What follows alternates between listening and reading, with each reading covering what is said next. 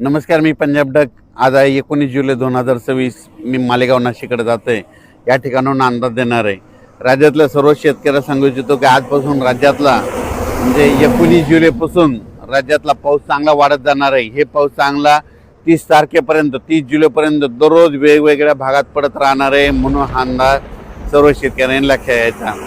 सांगायचं झालं तर राज्यात काही भागामध्ये जास्त पाऊस पडणार आहे. तर तुम्हाला सांगू इच्छितो 19 जुलै ते 26 जुलैच्या दरम्यान नागपूर, भंडारा, गोंदिया, अमरावती या पट्ट्यामध्ये काय होणार आहे, एक लो प्रेशर चक्रीवादळ जात असल्यामुळं त्या 4 जिल्ह्यामध्ये खूप मुसळधार ते अतिमुसळधार हेवी टू हेवी रेन होणार आहे. चांगला 300 ते 400 मिलीमीटर तिकडं पाऊस पडू शकतो. म्हणून हा अंदाज नागपूर, भंडारा, गोंदिया, अमरावती त्या शेतकऱ्यांनी लक्ष घ्यायचा. त्याच्यानंतर परत राज्यामध्ये आणखीन एका ठिकाणी पाऊस पडणार आहे. म्हणजे 19 जुलै ते 26 जुलैच्या दरम्यान महाबळेश्वरकडं जवळपासनं हेवी टू हेवी म्हणजे खूप मोठा पाऊस होणार आहे. 400 ते 500 मिलीमीटर पाऊस त्या ठिकाणी होऊ शकतो. तर त्या ठिकाणी पाऊस झाल्याच्या नंतर कोयना जे धरण आहे ते आता भरू शकतं आहे. म्हणून हे अंदाज लक्षात घ्यायचा. कारण की महाबळेश्वरवर पाऊस पडणार आहे, त्याच्यामुळे त्याचं पाणी कोयनाकडे जातं, म्हणून ते कोयना धरण भरू शकतं आहे. म्हणून हे देखील अंदाज लक्षात घ्यायचा. त्याच्यानंतर राज्यातलं परिस्थिती बघितलं तर मराठवाड्यामध्ये परभणी जिल्हा झालं, लातूर जिल्हा झालं, बीड जिल्हा झालं, धाराशिव जिल्हा झालं, जालना जिल्हा, संभाजीनगर या काल देखील आज देखील पाऊस पडला. आणि आणखीन जवळपास 30 तारखेपर्यंत असा दररोज वेगवेगळ्या भागात काही काही ठिकाणी जोराचा पाऊस पडणार, कुठं रिमझिम पडणार, कुठं पेंडोलता पडणार. म्हणून मराठवाड्यातल्या शेतकऱ्यांना अंदाज लक्ष यायचा. पश्चिम महाराष्ट्रात देखील काय होणार आहे, सांगली, सातारा, सोलापूर, कोल्हापूर, पुणे, त्याच्यानंतर अहिल्यानगर तिकडं देखील काय होणार आहे, हे जवळपास 30 तारखेपर्यंत 30 जुलैपर्यंत म्हणजे आज 19 ते 30 आणखीन 10-11 दिवस असा दररोज वेगवेगळ्या भागात पाऊस पडत राहणार आहे. म्हणून हा अंदाज लक्षात यायचा.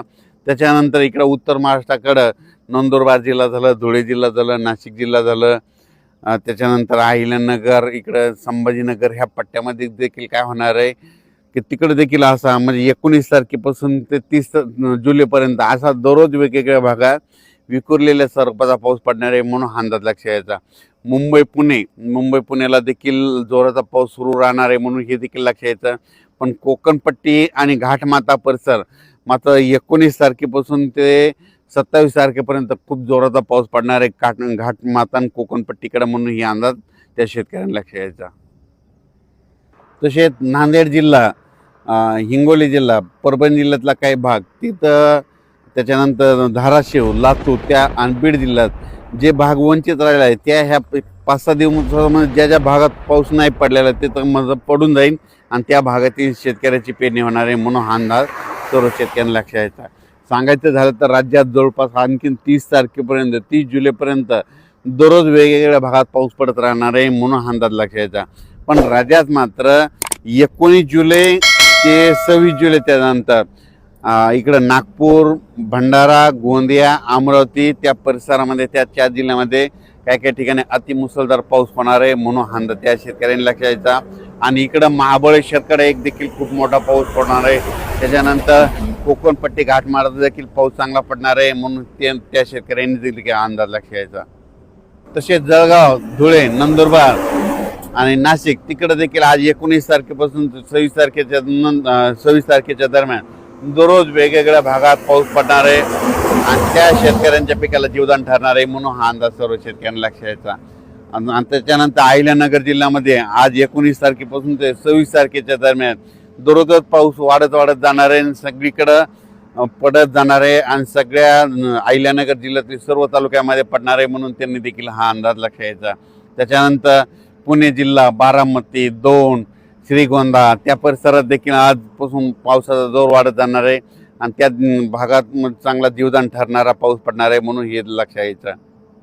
त्याच्यानंतर आतापर्यंत काही भागात अद्यापही पाऊस पडलेला नाही. तर त्या भागात ह्या 19 ते 30 जुलैच्या दरम्यान पडून जाईन आणि त्यांच्या देखील पेरण्या होतील.